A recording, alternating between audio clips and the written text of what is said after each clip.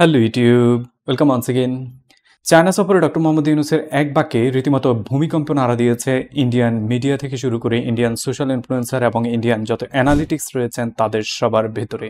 সবাই একযোগে একটা বিষয় নিয়ে আলোচনা করে যাচ্ছেন, কেন ডক্টর মোহাম্মদ ইউনূস বলেছিলেন we are the only guardian of the ocean. এর পেছনের কারণ কি এবং কি হতে পারে, এই সব নিয়ে চুলছেরা বিশ্লেষণ তারা করে যাচ্ছেন। ভারতের পক্ষ থেকে ভারতবাসীকে পরিস্থিতি এতটাই নাজুক করে দেখানো হয়েছে যে তারা শিলিগুড়ি করিডোরে S-400 এর মতো এয়ার ডিফেন্স সিস্টেম পর্যন্ত ডিপ্লয় করে দিয়েছে। প্রশ্ন হচ্ছে, ভারত এতটা ভয় কেন পেয়েছে, এর পেছনের কারণ কি? বাংলাদেশকে ঘিরে চায়নার বিশাল ইনভেস্টমেন্টের পেছনের রহস্য কি? জিওপলিটিক্যাল গেম প্ল্যানে বে অব বেঙ্গল কেন্দ্রিক ইন্ডিয়ান ওশনে পৌঁছানোর জন্য চায়নার হাতে মিয়ানমার থাকার পরও তারা বাংলাদেশকে কেন এতটা গুরুত্ব দিচ্ছে? কোন রহস্য লুকিয়ে আছে চায়নার প্ল্যানে? বাংলাদেশ সরকার যদি তিস্তা প্রজেক্ট চায়নাকে দিয়ে দেয়, তাহলে শিলিগুড়ি করিডোর কেন্দ্রিক কি ধরনের বিপদ ডেকে আসতে পারে এবং চায়নার এয়ারবেস হওয়ার কথাটা কতটা সত্য, এমন যতগুলো ইস্যুস রয়েছে তার প্রত্যেকটা এক্সপ্লেন করা হবে আজকের ভিডিওতে। সাথে এটাও জানবেন, বাংলাদেশের বগল দাবায় ভারতকে রেখে চায়নাকে নিয়ে এগোনোর পর বাংলাদেশের জন্য কি বিপদ আসতে পারে এবং আগামীর দিনগুলোতে এই বিপদ কতটা ভয়াবহ হতে পারে। তার আগে পরিচয় করিয়ে দিচ্ছি আমাদের আজকের ভিডিও স্পন্সর, বাংলাদেশি তৈরি ই কমার্স সলিউশন বিটকমার্সকে। যে কোনো ধরনের অনলাইন ব্যবসার অন্যতম প্রয়োজনীয় একটি ম্যাটার হচ্ছে প্রফেশনাল ওয়েবসাইট। আর সেই বিটকমার্সে আপনি পাচ্ছেন একদম ফ্রিতে একটা প্রফেশনাল ওয়েবসাইট বানানোর বা ল্যান্ডিং পেজ বানানোর পূর্ণ সুযোগ। এর সাথে পাচ্ছেন বাংলাদেশের সকল লোকাল পেমেন্ট গেটওয়ের সুবিধা এবং courier integration, order management tools এবং সপ্তাহে 7 দিন 24 ঘন্টাই কাস্টমার সাপোর্ট সুবিধা। সহজ কথা, আপনার বিজনেস রান করার জন্য ওয়েব বেস যত সুবিধা আছে তার সবকিছু আপনি এক জায়গায় পাচ্ছেন। সো বিটকমার্সের সাথে আপনার ব্যবসা আরো সহজ, দ্রুত এবং শক্তিশালী করে ফেলুন। বিটকমার্সের ওয়েব লিংক ডেসক্রিপশনে দেওয়া আছে, আপনি চাইলে তাদের সাথে যোগাযোগ করতে পারেন ইগোলাইজের রেফারেন্সেও। জিওগ্রাফিক্যালি বাংলাদেশ, ভারত, মিয়ানমার এবং চায়নার মানচিত্র সম্পর্কে আমাদের ক্লিয়ার একটা ধারণা রয়েছে এবং আমরা সবাই জানি সেভেন সিস্টার কোথায় অবস্থান করে যাচ্ছে এবং তাদের লিমিটেশন কি এবং কেনই বা ডক্টর ইউনূস বলেছিলেন we are the only guardian of the ocean. কিন্তু কথাটা যখন তিনি চায়নাকে সাথে নিয়ে বলেছেন, তখনই ভারতের মাথা খারাপ হয়ে গেছে এবং এর পেছনের কারণটা সত্যিকার অর্থে ইন্টারেস্টিং। ভিডিওর বিশাল বিশ্লেষণে যাওয়ার আগে আপনি এইটুকু মাথায় রাখেন, বাংলাদেশ তিস্তা প্রজেক্ট চায়নাকে দেওয়ার পথে রয়েছে এবং সেই তিস্তা প্রজেক্ট মূলত শিলিগুড়ি করিডোরের খুব কাছাকাছি অবস্থান করছে। বর্তমান পৃথিবীর সবচেয়ে বড় ইন্ডাস্ট্রিয়াল হাব হচ্ছে চায়না এবং পৃথিবীতে সবচেয়ে বেশি মালামাল এক্সপোর্ট করে থাকে মূলত চায়না। গত 2024 সালে চায়না এক্সপোর্ট করেছে সব মিলিয়ে $3.58 ট্রিলিয়ন পণ্য এবং সেবা। চায়নার উৎপাদিত এসব পণ্যগুলো চায়না থেকে পৃথিবীর বিভিন্ন প্রান্তে এক্সপোর্ট করার জন্য তাদের যে সি রুট ব্যবহার করতে হয় সেটা মূলত হচ্ছে সাউথ চায়না সি হয়ে ইন্টারন্যাশনাল এই সি রুটগুলো ব্যবহার করার মাধ্যমে, যার সবচেয়ে বড় অংশ জুড়ে রয়েছে মূলত ইন্ডিয়ান ওশান এবং Asia Pacific ocean. World trade রুটের বড় দুই নাভি মূলত হচ্ছে এই দুইটা বিশাল ওশান। ইন্ডিয়ান ওশান এবং এশিয়া প্যাসিফিক ওশানকে যদি আলাদা আলাদা বিশ্লেষণ করতে যাই, তবে এটা বলতে হবে চায়নার জন্য এশিয়া প্যাসিফিক ওশান হয়ে তারা মালামাল পরিবহন করে থাকে মূলত America, Russia, Japan, south Korea, north Korea এবং অস্ট্রেলিয়া সহ ওই অঞ্চলে থাকা ছোট ছোট দ্বীপপুঞ্জগুলোর মধ্যে। এর বাইরে যদি আপনি শুধুমাত্র ইন্ডিয়ান ওশানের দিকে এসে তাকান, তাহলে সারা পৃথিবীটাই মূলত এখানে আটকে আছে। ইন্ডিয়ান ওশান কেন্দ্রিক ব্যবসা যেমন সাউথ এশিয়া, ইউরোপ, আমেরিকা, মধ্যপ্রাচ্য এবং আফ্রিকা মহাদেশ পর্যন্ত ছড়িয়ে গেছে। আলটিমেটলি ইন্ডিয়ান ওশান হচ্ছে মূলত চায়নার জন্য ট্রেড রুটের নাভি। আনফর্চুনেটলি অনেক কারণেই সেখানে বিশাল সীমাবদ্ধতা রয়েছে। এর মধ্যে এশিয়া প্যাসিফিক ওশান হয়ে যাতায়াত করাতে চায়না তেমন কোনো সমস্যা হয় না, কিন্তু সবচেয়ে বড় সমস্যা যেখানে সেটা হচ্ছে মূলত ইন্ডিয়ান ওশানে প্রবেশ করা। সাউথ চায়না সি হয়ে ইন্ডিয়ান ওশানে প্রবেশ করার জন্য দুইটা পথ রয়েছে, যার প্রথম এবং সবচেয়ে সহজ পথটাই হচ্ছে মালাক্কা স্ট্রেট। যে মালাক্কা স্ট্রেটে প্রবেশদ্বারের পুরো পথটার সবচেয়ে বড় নিয়ন্ত্রণ মূলত সিঙ্গাপুরের হাতে। সেই সিঙ্গাপুরকে সহজভাবে শতভাগ নিয়ন্ত্রণ করে মূলত আমেরিকা, যার জন্য এই পথ ব্যবহার আগামীর দিনগুলোতে চায়নার জন্য বিপজ্জনক হয়ে উঠতে পারে। ঠিক একইভাবে দ্বিতীয় যে পথটি রয়েছে সেটা কয়েক হাজার কিলোমিটার পাড়ি দিয়ে ইন্দোনেশিয়ার সুন্দা স্ট্রেট, যে পথের নিয়ন্ত্রণেও মূলত রয়েছে আমেরিকা।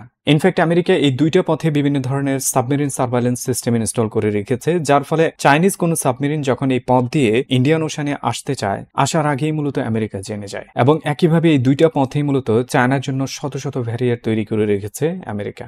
এই দুইটা ন্যারো পয়েন্ট বাদ দিয়ে যদি আরো তাকান, তাহলে আপনি ইন্ডিয়ান ওশানের ঠিক এখানে খুঁজে পাবেন আন্দামান নিকোবর আইল্যান্ড, যে আইল্যান্ডের পুরো নিয়ন্ত্রণ মূলত ইন্ডিয়ার হাতে। অদূর ভবিষ্যতে যে কোনো ধরনের খারাপ পরিস্থিতিতে ইন্ডিয়া আন্দামান নিকোবর আইল্যান্ড থেকে চায়নার জন্য ইন্ডিয়ান ওশান অ্যাক্সেস বন্ধ করে দিতে পারে এবং এটা চায়নার বিজনেসের ক্ষেত্রে বিশাল একটা ডিজাস্টার ডেকে আনতে পারে। আর চায়নার জন্য সেই ডিজাস্টার ডেকে আনতেই মূলত এখানে প্ল্যান মাফিক তৈরি করা হয়েছে কোয়াডস মিলিটারি এলাই, যে মিলিটারি এলাইয়ের অন্যতম গুরুত্বপূর্ণ একটা পার্ট হচ্ছে মূলত ইন্ডিয়া। শুধুমাত্র কোয়াডটাকে যদি আপনি ক্লিয়ারলি তাকান, তাহলে আপনার কাছে আইডিয়াটা ক্লিয়ার হয়ে যাবে এখানে কি চলছে। মূলত জাপান, আমেরিকা, অস্ট্রেলিয়া এবং ইন্ডিয়া, চার প্রান্তের এই চারটা দেশ মিলে মূলত এশিয়া প্যাসিফিক রিজনে মূলত দুইটা মহাসাগরকে কন্ট্রোল করার চেষ্টা করে যাচ্ছে, যার প্রথমটাই হচ্ছে এশিয়া প্যাসিফিক এবং পরেরটাই হচ্ছে ইন্ডিয়ান ওশান। এবং এই দুইটা মহাসাগরে সবচেয়ে বেশি ট্রেড রুট মূলত চায়নার জন্য উন্মুক্ত, এবং চায়না এই দুইটা ট্রেড রুট ছাড়া লিটারালি পুরো বিকল। এটা এমনভাবে তৈরি করা হয়েছে যেভাবে ন্যাটো তৈরি করে মূলত রাশিয়াকে পুরোপুরি ঘরে আটকে রাখার চেষ্টা করা হয়েছিল ইউরোপীয় রিজন থেকে। ঠিক একইভাবে এখানে কোয়াড তৈরি করে চায়নাকে আটকে রাখার পুরো প্ল্যান বাস্তবায়ন করার মিশনে নেমেছে এই চারটা দেশ। সাথে হয়তো ফিলিপিন কোনো একদিন কোয়াডসে যোগ হয়েও যেতে পারে। এতে করে পরিস্থিতি একদিন এমন দাঁড়াবে যে আজকের দিনে যেমন রাশিয়া মূলত 35টা দেশের বিরুদ্ধে যুদ্ধ করে টিকে থাকতে হচ্ছে যে কোনো ধরনের অধিকার আদায়ের জন্য, ঠিক একইভাবে চায়নাকে যুদ্ধ করতে হবে পুরো একটা বিশাল ফোর্সের বিরুদ্ধে, যাতে তারা পুরোপুরিভাবে চায়নার জন্য এশিয়া প্যাসিফিক ওশান এবং ইন্ডিয়ান ওশান দুটোকেই ব্লক করে দিতে পারে এই তিনটা ন্যারো পয়েন্টের মাধ্যমে। ফলাফল মালাক্কা স্টেট, সুন্দা স্টেট কিংবা আন্দামান নিকোবরকে বাইপাস করে যদি কোনো কারণে চায়নাকে ইন্ডিয়ান ওশান রিচ করতে হয়, তাদের জন্য দুইটা মাত্র অপশন রয়েছে, যার প্রথমটাই হচ্ছে মিয়ানমার হয়ে বে অফ বেঙ্গল দিয়ে ইন্ডিয়ান ওশানে প্রবেশ করা, এবং দ্বিতীয়টা হচ্ছে বাংলাদেশের কোস্টাল লাইন ব্যবহার করে Bay of Bengal to Indian Ocean. এই অবস্থায় এসে যদি শুধু চায়নার প্রেক্ষাপটের দিকে তাকান, তাহলে চায়নার যে কোনো ধরনের ইন্ডাস্ট্রিয়াল প্রোডাকশন থেকে শুরু করে ইকোনমিক ডেভেলপমেন্ট অথবা তাদের আধুনিক বিশ্বের যত কিছু রয়েছে তার সব কিছুর প্রোডাকশন হাউস মূলত চায়নার এই অঞ্চলটাতে, যার বিশাল একটা এরিয়া জুড়ে রয়েছে মূলত ইউনান প্রভিন্স। সেই ইউনান প্রভিন্সের বর্ডার এরিয়া থেকে যদি শুধুমাত্র রাখাইন রাজ্যের দিকে তারা আসতে চায়, তাহলে এখানে দূরত্ব মাত্র 500 কিলোমিটার। খুব স্বাভাবিকভাবে দেখলে এটা চায়নার জন্য বেস্ট অপশন, যেখানে তারা বাংলাদেশকে কনসিডার করার কোনো প্রয়োজনই নেই। এবং ইন্ডিয়ান মিডিয়া থেকে শুরু করে ইন্ডিয়ান জার্নালিস্ট এবং অ্যানালিসিস যারা রয়েছেন তারাও কিন্তু ঠিক এভাবেই বিশ্লেষণ করে গেছেন।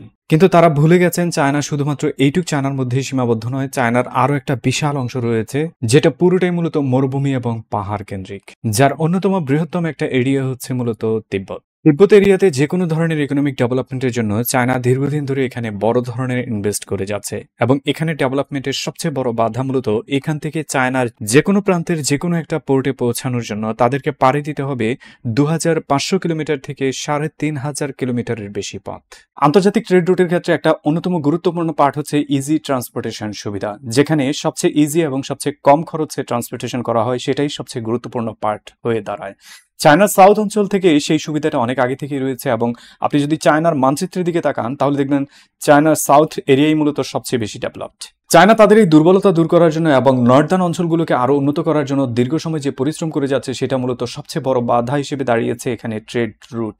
সেই জায়গায় শুধুমাত্র তিব্বতের দিকে যদি তাকান, তিব্বতের জিওগ্রাফিক্যাল লোকেশন এমন এক জায়গায় রয়েছে যেখান থেকে চায়না সহজে রিচ করতে পারে না। 3.5 থেকে 4000 কিলোমিটার পথ পর্যন্ত পাড়ি দিতে হয় তিব্বত, জিনজিয়াং এর মতো প্রভিন্সগুলোর বিভিন্ন এরিয়া থেকে।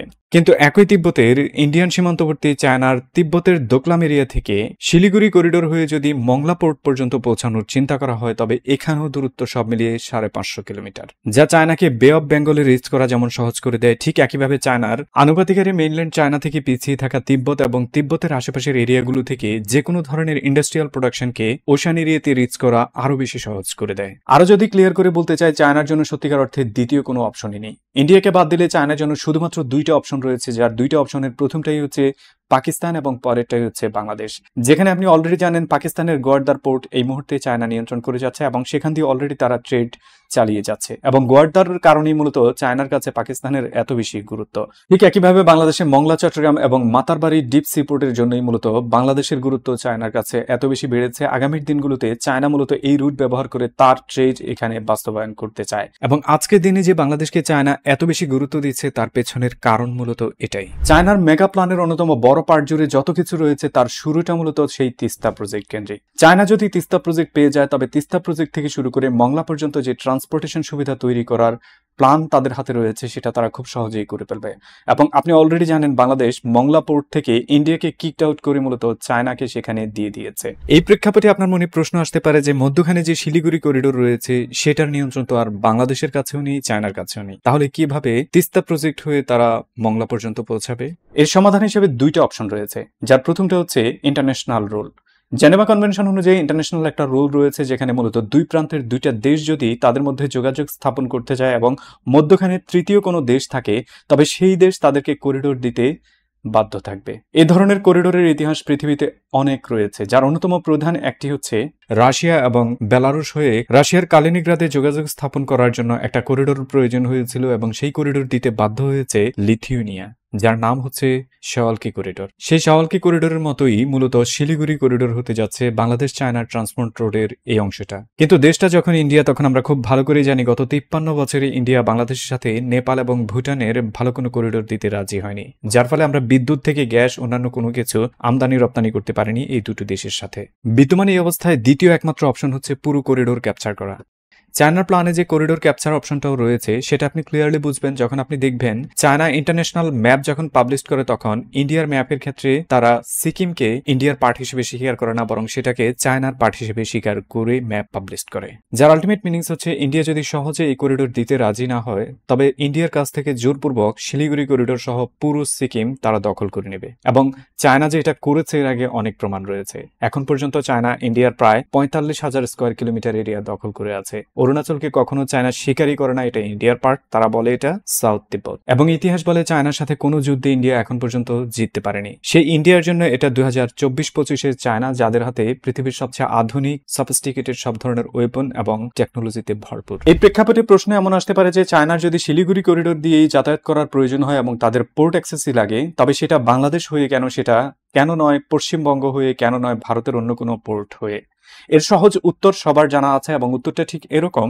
ভারত এখন পর্যন্ত তার প্রতিবেশী কোনো রাষ্ট্রকে কোনো ধরনের সেই সব সুবিধা প্রোভাইড করেনি, সুযোগ থাকার পরও করেনি। আর চায়নার সাথে ভারতের যে সম্পর্ক রয়েছে সেটা সত্যিকার অর্থে রীতিমতো দুমুখো সাপের অবস্থানের মতো, যেখানে কোনো সমঝোতা আজ পর্যন্ত টিকেনি। একইভাবে ভারতের সাথে তার প্রতিবেশী কোনো রাষ্ট্রের আজকের দিন পর্যন্ত কোনো ধরনের সমঝোতায় টিকে থাকার কোনো ধরনের নজির নেই। যার আলটিমেট মিনিংস হচ্ছে চায়না যদি শিলিগুড়ি করিডোর হয়ে পশ্চিমবঙ্গ হয়ে কোনো ধরনের যাতায়াত সুবিধা চায়ও, ইন্ডিয়া সেটা মেনে নেবে না এবং চায়না সেটা খুব ভালোভাবে আন্দাজ করতে পারছে। একই জায়গায় বাংলাদেশের সাথে চায়নার সম্পর্কটা যথেষ্ট উদারতার এবং এখানেই সবচেয়ে বড় পজিটিভ সাইন যে চায়না মূলত বাংলাদেশকে এখানে তাদের বিকল্প হিসেবে চাচ্ছে। ভিডিওর এই পর্যন্ত দেখলে আপনার মনে হতে পারে কমপ্লেক্স এই ইস্যুতে জিওপলিটিক্যাল গেমের মধ্যে পড়ে বাংলাদেশ সত্যিকার অর্থে কি পাবে চায়নার কাছ থেকে কিংবা ইন্ডিয়ার বিরুদ্ধে গিয়ে দাঁড়িয়ে। এর সহজ উত্তর হচ্ছে যদি আমাদের নর্থ বেঙ্গলের কথা চিন্তা করেন, অন এভারেজ দেশের বিভিন্ন জায়গা থেকে এটা সবচেয়ে পিছিয়ে পড়া এরিয়া এবং সেই পিছিয়ে পড়া এরিয়াটাকে যদি আমরা উন্নত করতে চাই তাহলে আমাদের এখানে ইনভেস্টমেন্ট প্রয়োজন, বিশাল আকারের ওয়াটার ম্যানেজমেন্ট প্রয়োজন, যেখানে প্রতি বছর কোনো না কোনো বন্যা হয়ে থাকে এবং বর্ষার মৌসুমে সব ধরনের ফসল নষ্ট হয়ে যায়, যার অন্যতম প্রধান দায়িত্ব নিতে পারে মূলত চায়না। কারণ পৃথিবীতে ওয়াটার ম্যানেজমেন্টের ক্ষেত্রে চায়নার চেয়ে বেটার রেজাল্ট এই পর্যন্ত আর কেউ দিতে পারেনি। আগামীর দিনগুলোতে এটা চায়নাকে বিট করতে পারবে এমন কোনো রাষ্ট্রের অদূর কোনো সম্ভাবনাও দেখা যাচ্ছে না। সো তিস্তা প্রজেক্ট অনুযায়ী যদি চায়না সেখানে কাজ করতে পারে তাহলে আধুনিক শহরের একটা রূপদান সেখানে হয়ে যাবে, অনেক কর্মসংস্থান তৈরি হবে এবং ইন্ডাস্ট্রিয়ালাইজেশনের একটা পার্ট পরিবর্তন হয়ে যাবে সেখান থেকেই মূলত বিশাল পরিবর্তন আকার ধারণ করে মূলত মংলা পোর্ট পর্যন্ত আমাদের আধুনিক ট্রান্সপোর্টেশন ব্যবস্থা তৈরি হবে, যার অন্যতম বড় পার্ট হয়তোবা হতে পারে ইলেকট্রিক ট্রেন কিংবা হাই স্পিড ট্রেন, যা চায়নার জন্য সবচেয়ে সহজ উপযোগী এবং চায়না এটা বাস্তবায়ন করেও দেখিয়েছে পৃথিবীতে। এবং চায়না যদি এখানে সেই সুযোগটা পায় সত্যিকার অর্থে চায়না বড় আকারের একটা ইনভেস্টমেন্ট করবে বাংলাদেশের ভেতরে এবং যার স্টাইলটা হবে মূলত অনেকটা মালয়েশিয়ান স্টাইলে। 70-80-র দশকে যখন সারা পৃথিবীতে উন্নয়নের রোল মডেল হিসেবে কোনো দেশকে বিবেচনা করা হয়েছে সেখানে চায়না এবং মালয়েশিয়াকে সবার আগে ধরা হয়েছে। সেই চায়না এবং মালয়েশিয়ার সমান সময়ে উন্নতি করেছে এবং আজকের দিনের মালয়েশিয়ার দিকে যদি তাকান সেখানে সবচেয়ে বেশি ইনভেস্টমেন্ট মূলত এখনো চায়নার। এবং একই পরিস্থিতি ঘটতে পারে আমাদের বাংলাদেশেও, নর্থ বেঙ্গল থেকে সাউথ পর্যন্ত ঠিক একই জিনিসটা বাস্তবায়ন হওয়ার সম্ভাবনা রয়েছে চায়নার হাত ধরে। অন এভারেজ সারা পৃথিবী জুড়ে চায়না ব্যবসা করে প্রায় $1 ট্রিলিয়ন বেশি এবং সেই ব্যবসার বড় একটা অংশ মূলত ফিজিক্যাল গুডস ট্রান্সপোর্টেশনের মাধ্যমে হয়ে থাকে। সেই ব্যবসার যদি ছোট্ট একটা পোর্শনও বাংলাদেশ হয়ে চায়না বাস্তবায়ন করতে যায় তবে আমাদের মংলা মাতারবাড়ির মতো ডিপ সি পোর্টগুলো হয়ে যাবে মূলত ইন্টারন্যাশনাল ট্রেড রুটের কানেক্টিং হাব, যার ফলে এখানে বিশাল আকারের ব্যবসার সাথে হয়ে যাবে অনেকগুলো কর্মসংস্থান এবং আন্তর্জাতিক মানের যোগাযোগ ব্যবস্থা এখানে তৈরি হওয়ার জন্য সবচেয়ে উপযোগী পজিশনে চলে আসবে বাংলাদেশ। ভিডিওর এখন পর্যন্ত জিওপলিটিক্যাল কমপ্লেক্স ইস্যু থেকে শুরু করে ইকোনমিক সলিউশন এবং সুবিধা সবকিছুই বলা হয়েছে, কিন্তু কখনো বলা হয়নি এখানে রিস্ক আসলে কি রয়েছে। চায়নাকে এখানে নিয়ে আসার ক্ষেত্রে বাংলাদেশের জন্য রিস্ক অবশ্যই রয়েছে এবং সেই রিস্ক কোনো দেশের ক্ষেত্রেই বাদ যায় না। পৃথিবীর সব দেশের একটা গুড সাইড এবং ব্যাড সাইড দুটোই রয়েছে। ঠিক একই জিনিসটা চায়নার ক্ষেত্রে প্রযোজ্য, চায়নারও গুড সাইড এবং ব্যাড সাইড দুটোই রয়েছে। বাংলাদেশ, ভারত এবং চায়না কেন্দ্রিক বিশাল এই কমপ্লেক্স ইস্যুতে আগামীর দিনগুলোতে যদি তিন দেশের মধ্যে মুখোমুখি অবস্থানে কোনো কনফ্লিক্ট হয়ে যায় তবে সিকিম এবং শিলিগুড়ি করিডোর কেন্দ্রিক সেটা হবে এবং সেখানে ভারত, বাংলাদেশ এবং চায়নার একটা যুদ্ধ হয়ে যেতে পারে, যার অন্যতম প্রধান কারণ হিসেবে এই করিডোর দখলটাকেই দেখা যাচ্ছে।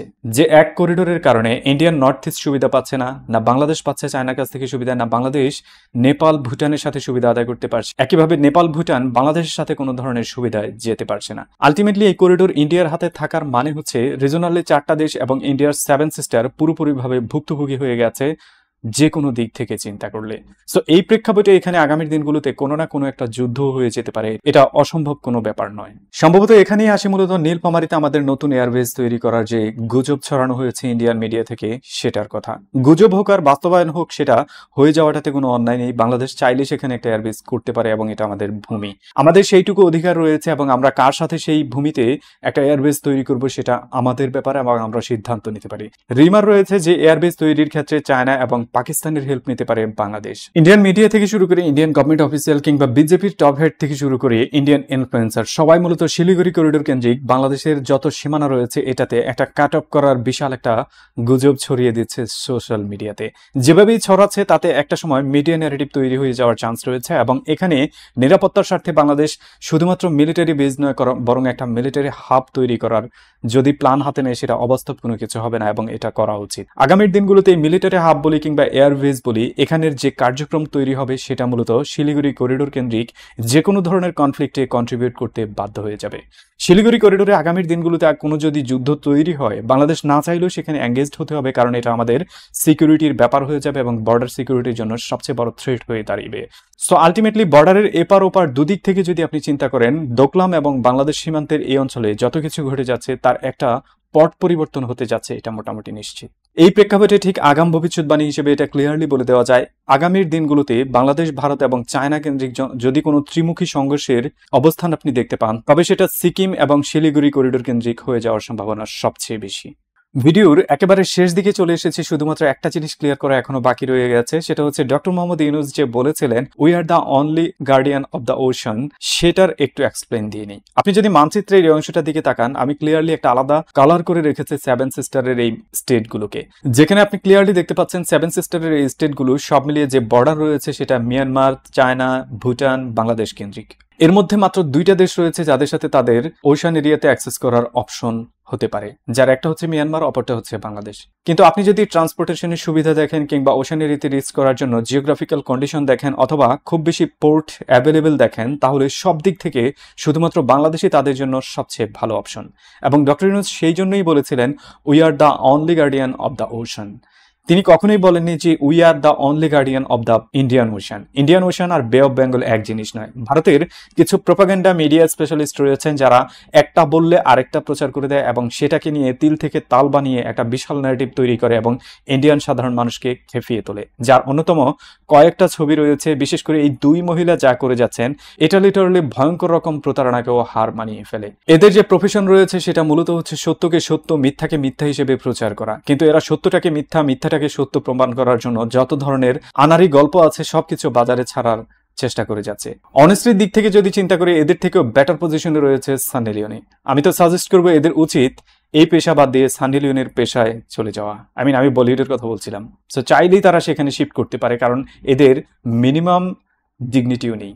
সো যতই প্রপাগান্ডা আসুক আর যতই ধরনের বাধা আসুক কিংবা যত ধরনের বিপত্তি আসুক, বিপত্তি ছাড়া কোনো দেশ নেই কিংবা চ্যালেঞ্জ ছাড়া কোনো দেশ টিকে থাকতে পারে না এবং চ্যালেঞ্জের বাইরে কোনো মানুষও টিকে থাকতে পারে না। বাংলাদেশের জন্য ভারত চ্যালেঞ্জ, বাংলাদেশের জন্য আমাদের পুরো ভূমি রক্ষা করা একটা চ্যালেঞ্জ এবং আমাদের সাথে পাকিস্তান, চায়না কিংবা অন্যান্য যতগুলো প্রতিবেশী রাষ্ট্র রয়েছে, নেপাল, ভুটানের মতো দেশগুলোকে সাথে নিয়ে চলাও আমাদের জন্য চ্যালেঞ্জ। সেই চ্যালেঞ্জ মোকাবেলায় যত বড় শক্তি আসুক সেটাকে প্রতিহত আমাদের করতে হবে এবং সেটা যদি ইন্ডিয়া হয়, ইন্ডিয়ার সাথেও চ্যালেঞ্জ মোকাবেলা প্রস্তুতি আমাদের নিয়ে রাখতে হবে। জিওগ্রাফিক্যালি বলি কিংবা পলিটিক্যালি বলি, যত ধরনের চ্যালেঞ্জ আছে সেগুলো ওভারকাম করার জন্য যদি আমাদের চায়নার সাথে কোনো ধরনের সিকিউরিটি ট্রিটিতে যেতে হয়, তবে আমার মনে হয় সেটা করা উচিত। কিংবা এখানে যদি থার্ড কোনো কান্ট্রি ইনভলভ হলে আমাদের জন্য উপকারে আসবে মনে হয়, তবে সেই চুক্তি বাস্তবায়নের দিকে মনোযোগ দেওয়া উচিত। এবং চায়নাকে যে ট্রানজিট দেওয়ার প্ল্যান রয়েছে সেটা আমাদের ইনিশিয়ালি হাতে নেওয়া উচিত এবং এই ক্ষেত্রে কাজ যত দ্রুত সম্ভব বাস্তবায়ন করা উচিত। টোটাল ভিডিও সম্পর্কে আপনার মূল্যবান মতামত কমেন্টস বক্সে লিখুন। আপনার যত কথা আছে আমার কাছে পৌঁছানোর জন্য ফেসবুক, টুইটার, টেলিগ্রাম কিংবা ইনস্টাগ্রামে আমাকে কানেক্ট করে নিতে পারেন। সম্ভবত টুইটারে আমি সবচেয়ে বেশি অ্যাক্টিভ এবং আপনি চাইলে আমাকে টুইটারে কানেক্ট হয়ে যে কোনো ধরনের মতামত পাঠাতে পারেন। এনজয় করুন পরের একটা ভিডিও। ততক্ষণ পর্যন্ত টাটা, বাই বাই, আল্লাহ হাফিজ।